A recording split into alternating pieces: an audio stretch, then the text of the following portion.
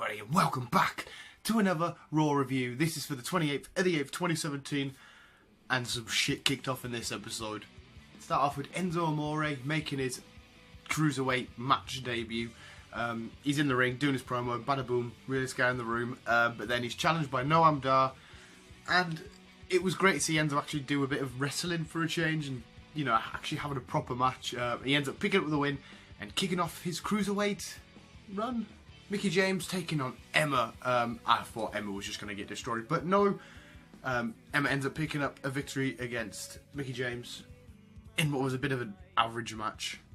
The Raw Tag Team Champions are in action, but solo. First match was Seth Rollins taking on Cesaro. Dean Ambrose and Sheamus ringside. Great back and forward. I love Seth and Cesaro going at it. They're always good. But there's some shenanigans on the outside. Dean and Sheamus are going at it, which causes Seth to get distracted and get pinned from behind by Cesaro. And we've got Dean taking on Sheamus with Cesaro and Seth at ringside. And again, there's shenanigans going on the outside. And Sheamus and Dean put on a really cool match. Arguably better than the Seth and Cesaro match. But Cesaro's getting told off by the ref. So Seth Rollins comes around the outside, and gets a high knee to Sheamus, which allows Dean Ambrose to pick up a dirty deeds without the ref looking. But when the ref turns around, Dean covers him, picks up the pin. Elias Samson is in the ring playing his guitar like a dick, but he's interrupted by Jerry the King Lawler, and he says, "I've got a guy from Southpaw Regional Wrestling, you know, that will come down and show you a thing or two." And it's, I think, what do they call him? Pelvis Leslie, something like that. It's an Elvis Presley impersonation by Heath Slater, and him and Elias Samson start having a little dance off, but then Elias is like, "Nah, F you," welts him and hits him with a drift away. We've got a very heated, awesome segment between Roman Reigns and John Cena. They're basically Cena's wanting to sign a match contract for No Mercy, and they're going back and forward, and they're hitting each other with a lot of stuff. You know, Roman's calling him a part-time bitch and all this stuff, and Cena ends it all with saying, "I can do this, you know, part-time better than you could ever do it full-time." Absolutely wrecks Roman. He signs a contract for No Mercy, but then Kurt Angle says, "You two are going to be in action together against the club." Roman Reigns and John Cena teaming up against the club.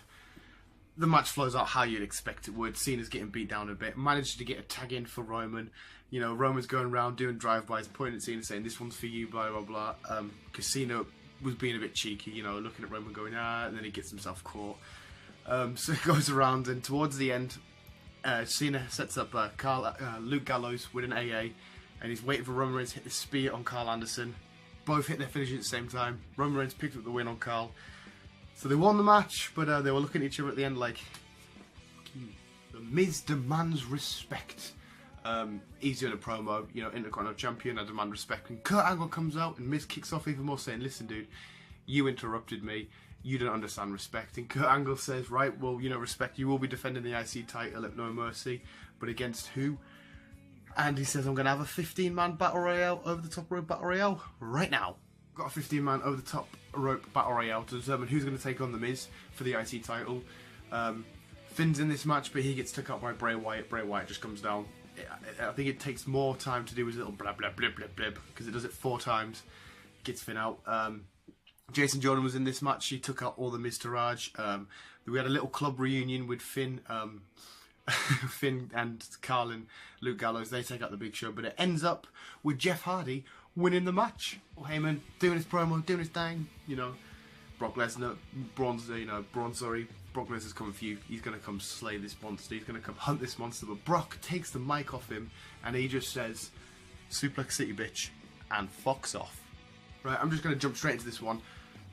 Alexa Bliss beat Sasha Banks for the Raw Women's title. Why?